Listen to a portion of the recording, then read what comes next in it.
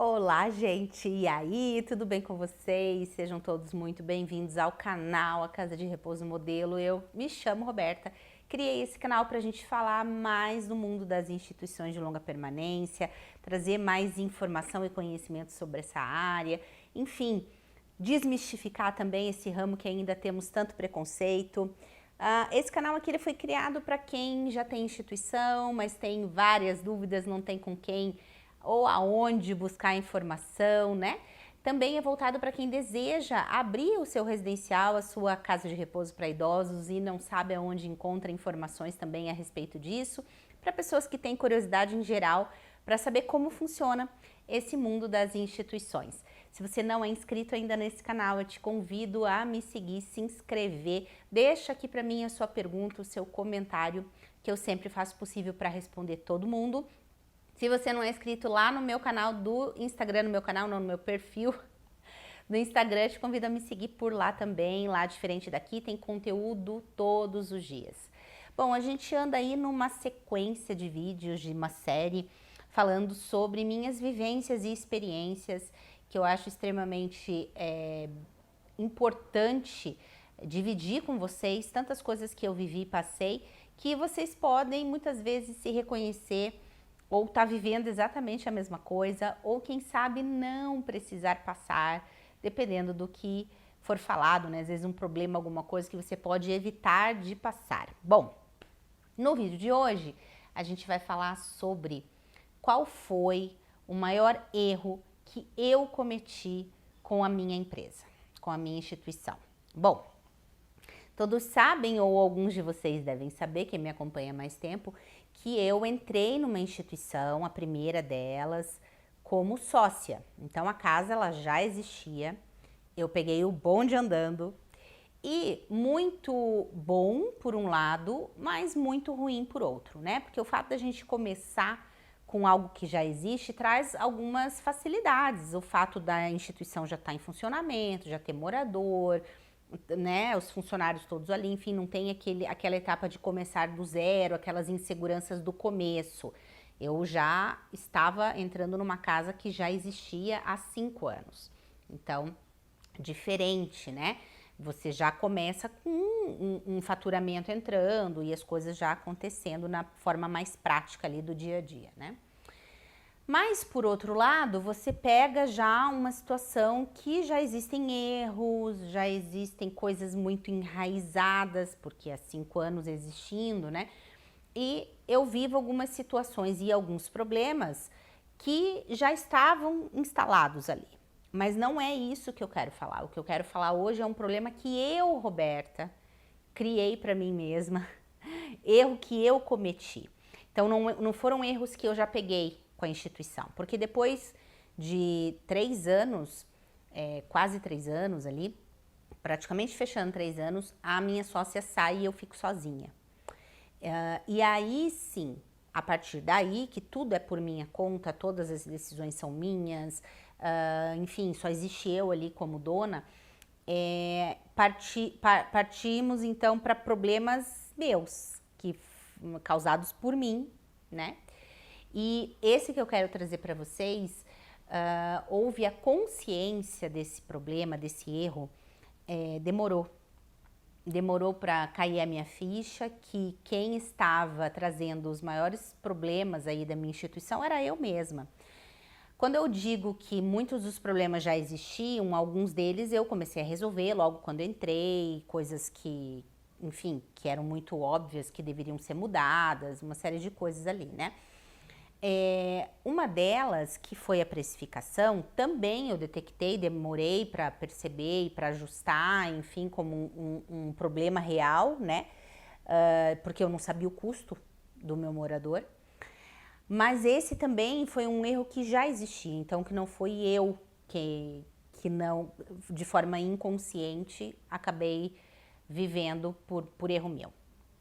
O problema que eu quero dizer, o erro que eu cometi, é que grande parte de empresários também fazem, porque a gente não tem essa consciência. Então, o que que é? É achar que o dinheiro da empresa é meu. tudo que entra aqui, tudo que sobra, principalmente aqui, é meu dinheiro. Eu posso fazer o que eu bem entender com ele. E não, isso não é verdade. O dinheiro da empresa é da empresa. Eu, Roberta, presto um serviço lá dentro, trabalho lá dentro, sou dona, mas também exerço algumas funções lá dentro, certo? Trabalhava, né, fazia toda a parte administrativa de compras e tal, então eu tinha uma retirada de prolabore, até aí tá tudo certo, eu defini um prolabore para mim, fazia uma retirada, mas quando sobrava, eu gastava.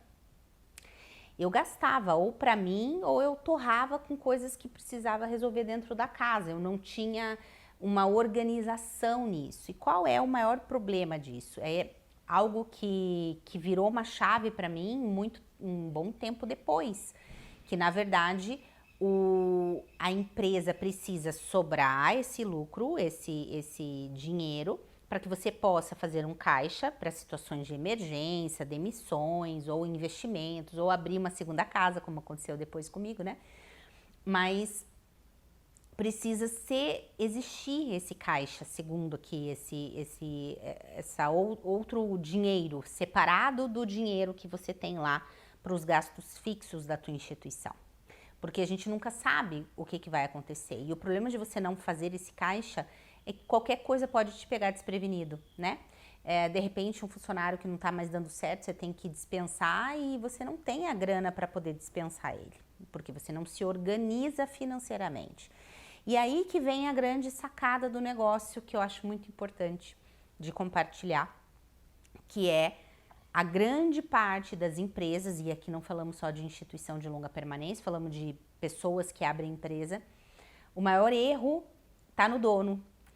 É ele quem sangra a sua empresa, é ele quem suga a sua empresa. E aí muitos donos falam, não sobra dinheiro, Roberta, não sei o quê. Sim, como também não sobrava para mim, mas que quando sobrava, eu gastava, ou para mim, ou para situações que eu tinha que resolver ali dentro da instituição e não fazia esse caixa.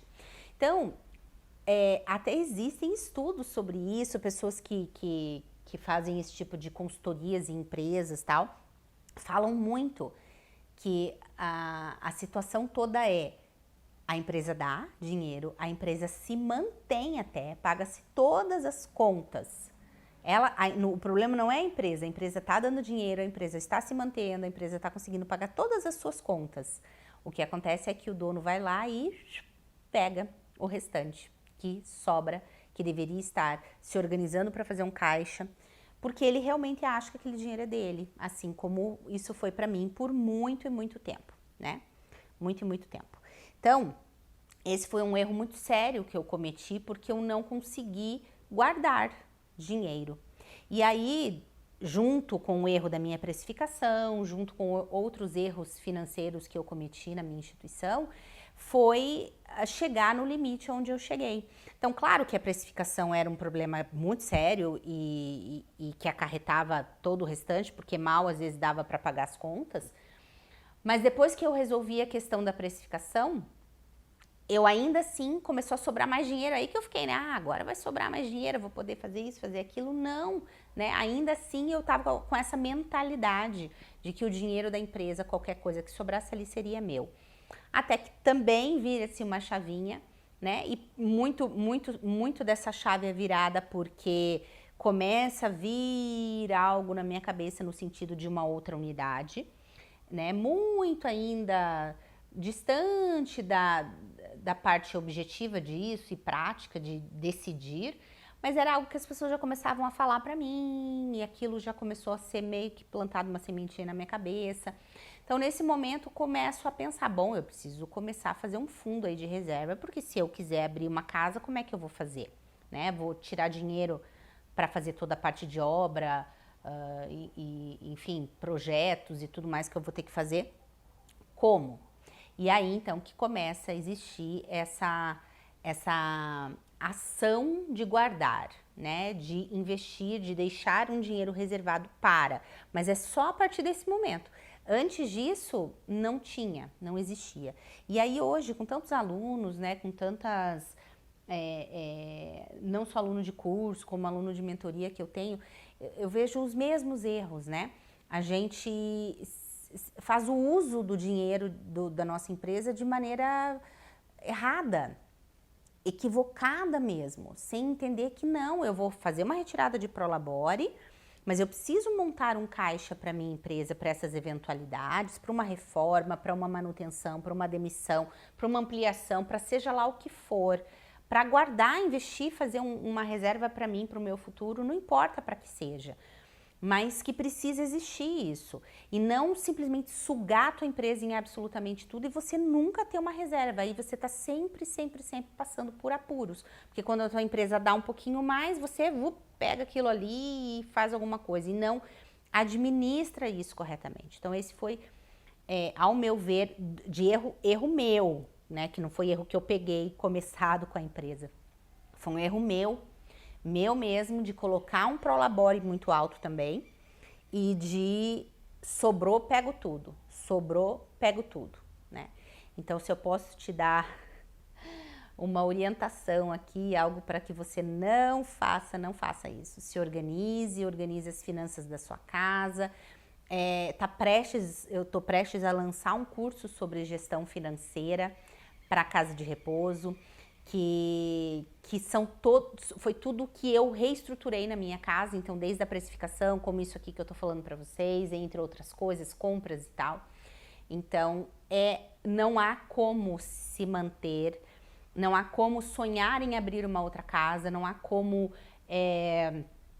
enfim, ter uma vida tranquila se você não tem uma organização financeira, não tem como você ofertar um atendimento de qualidade, se manter no mercado, tá sempre com a tua casa em ordem, em dia, de estrutura sempre cuidada, os móveis, se a tua casa não tem uma organização financeira eficiente, tá bom? Então eu espero que esse vídeo sirva de alerta para você, sirva para que você pense, caso você seja dono da sua instituição, reflita aí sobre a sua conduta com relação a isso.